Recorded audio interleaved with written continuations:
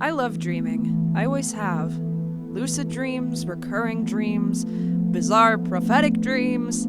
Even if I have a fucked up nightmare, which I often do, the feeling of having for a brief moment lived something fantastical is thrilling and comforting all at once. No one can give me the magic I find in my dreams, and nobody can take it away. So yeah, there's a game called Umeiki. I'm not proud to admit this, but I have been sitting at my computer listening to this for an hour.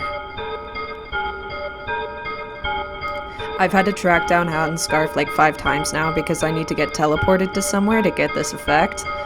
Oh look, there she is. I'm gonna put a hit on Hat and Scarf. It's a game in which you find things inside your dreams. But mostly you just walk around and find landmarks so that you at least know which part of the looping map you've already seen. It's kind of a game for insane people, if I'm being honest.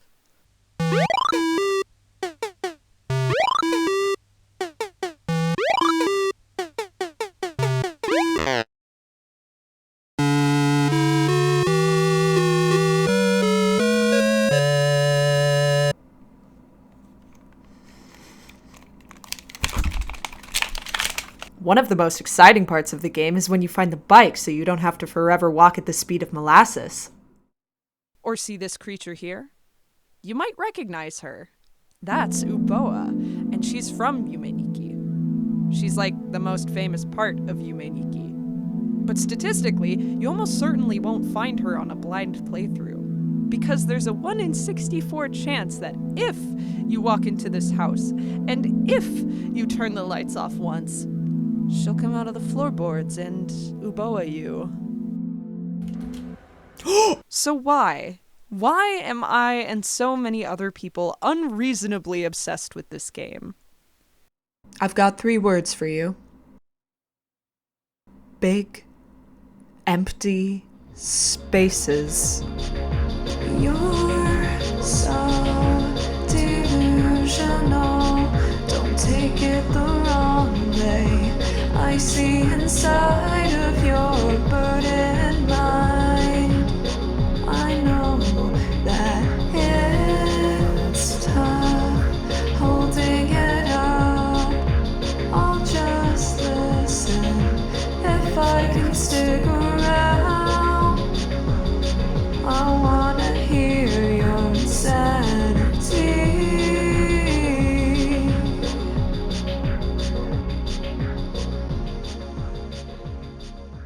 You are Marotsuki, a little gal who lives alone and refuses to go outside. One might go so far as to call her a Hikikomori, finding solace only in her dreams. Her insane dreams. And your job is to collect things from these weird dream worlds and bring them back to the dream doors so they can turn into eggs. As people like to call this a horror game, but I don't really consider it to be one. I find it to be a really comforting game, actually.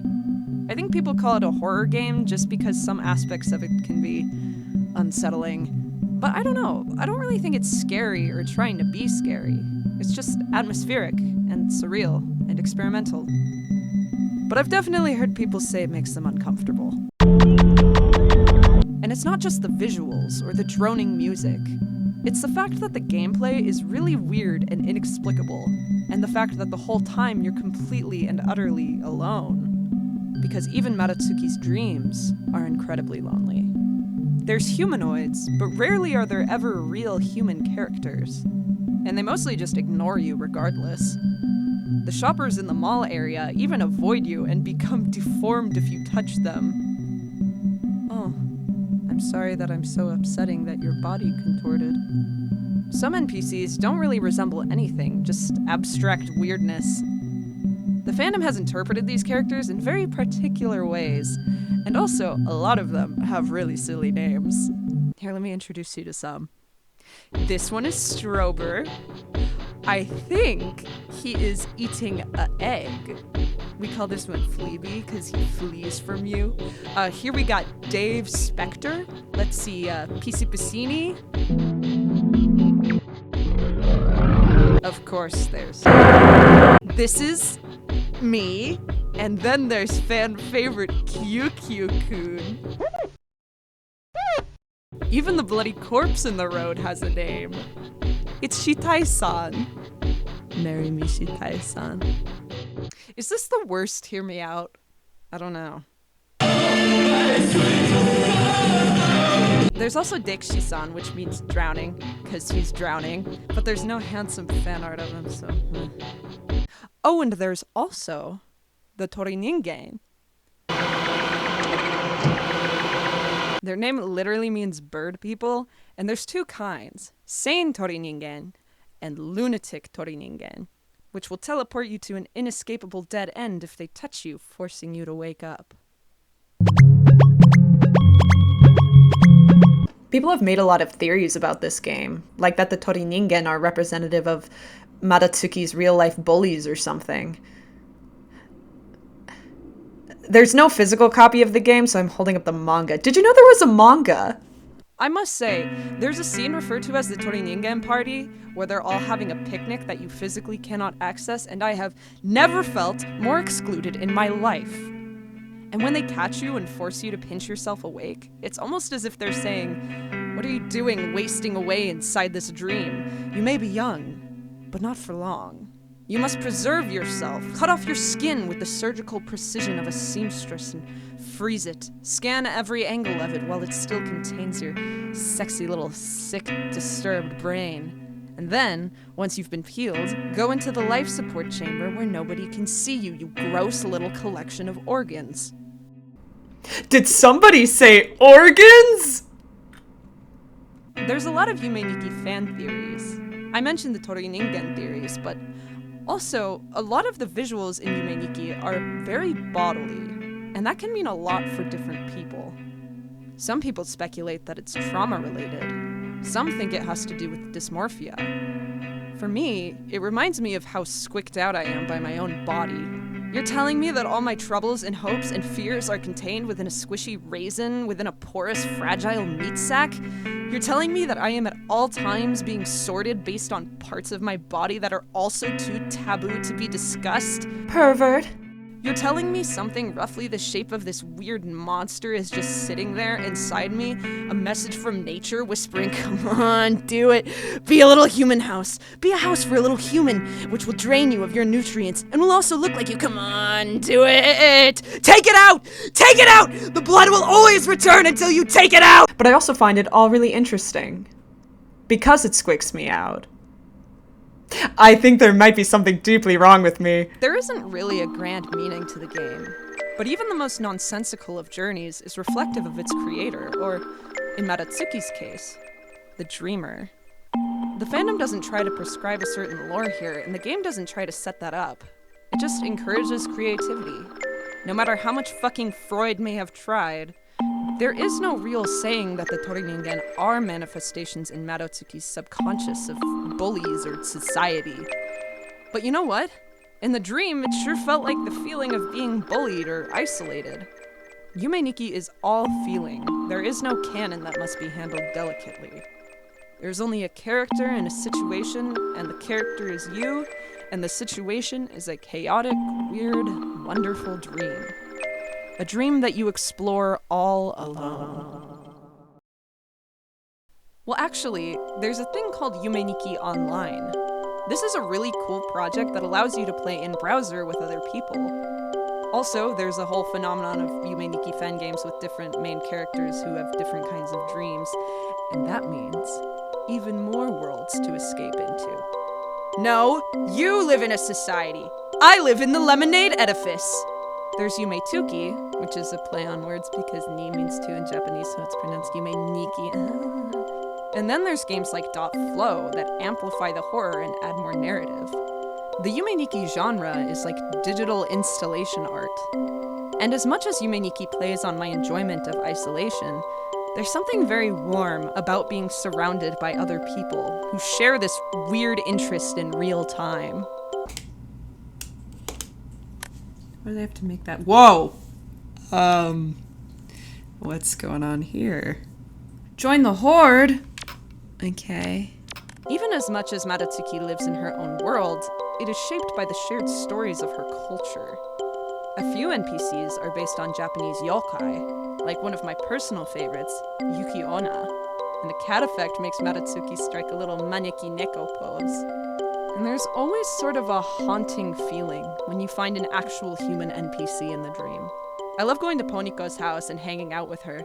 Maybe I kill her, maybe I don't. Because Poniko almost feels like Madatsuki's alter ego who keeps a horrifying creature under the floorboards.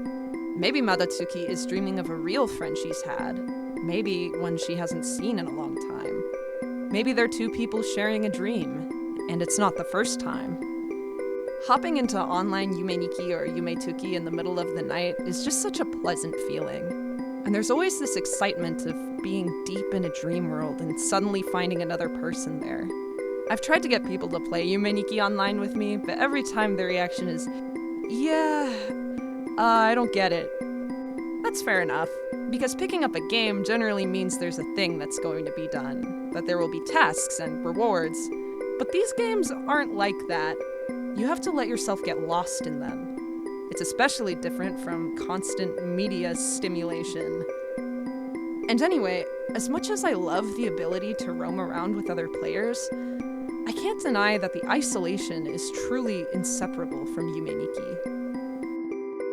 There's someone I haven't mentioned, and he happens to be my very favorite. There's a hallway in the original game that leads you to a pure white spaceship drifting through the cosmos. And in this spaceship is a little space guy dressed in all black who stands in front of a keyboard. Fans call him Seikon Masada Sensei. If you get him to move away from his keyboard, one of the keys is out of tune. I like the way Masada blocks it like it's the bane of his goddamn existence. Like he has absolutely nothing to do up here but play his piano, and that one key just refuses to sound correctly, and he's just completely fixated on it. Also, he loves cats.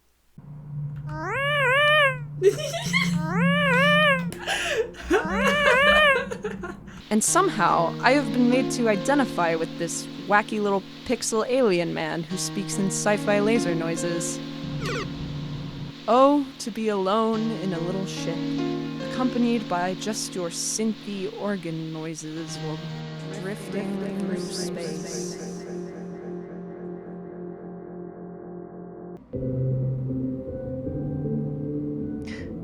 Do you fear the chaos? I love the chaos.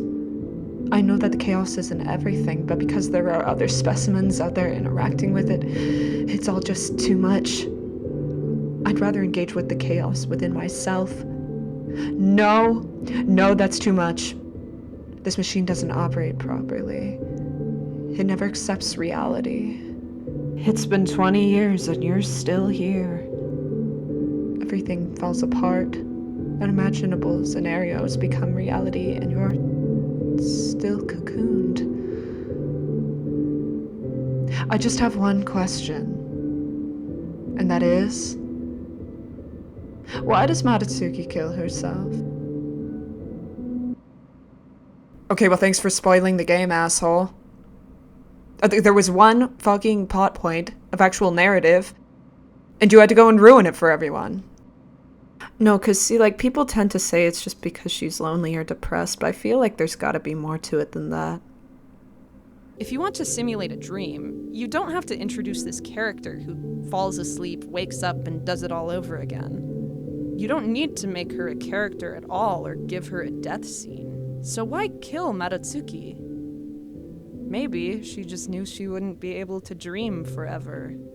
And at some point, being alone in your own world, it makes you feel that you're not really a person anyway. And of all the ways to go, falling, dissolving into this bizarre, unnatural state of motion, a moment of ultimate surrender to gravity, is in a way beautiful and fascinating. It almost makes me forget that I'm scared of heights. We instinctively reproduce that which we consider to be ourselves. Nothing hits like an RPG Maker game, because you just know that a tiny team, or maybe just one person, sunk their everything into creating a great atmosphere out of such rudimentary tools. You know exactly what you're getting, and yet you always end up being surprised. When you're into something kind of niche, it feels like the fact that you found it reflects something about you. It feels so personal and faded. I really want to be that for somebody. Ideally, several somebodies. There are things I can't do, but whenever something grand and beautiful appears, I want to strangle it and drink its blood so I can absorb its powers. I wish somebody would hear me.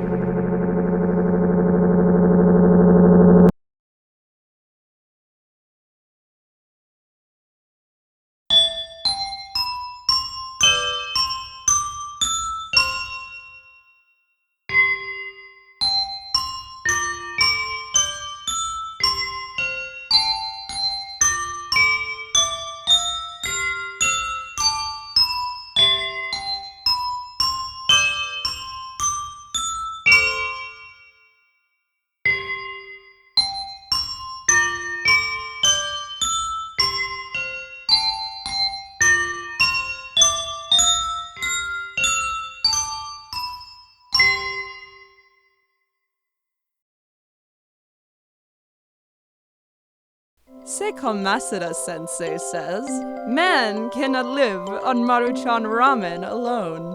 Such is the fate of a musician. But with the help of kind souls with love in their hearts, an artist can not only eat Maruchan ramen, but maybe a fruit or vegetable here and there. The new Sonder Noise Patreon allows you spiritual catharsis and perks that are sure to delight you." I lied, Masuda didn't say any of that. He can't speak. I just used my channel as a propaganda machine to put words in his mouth and exploit everyone.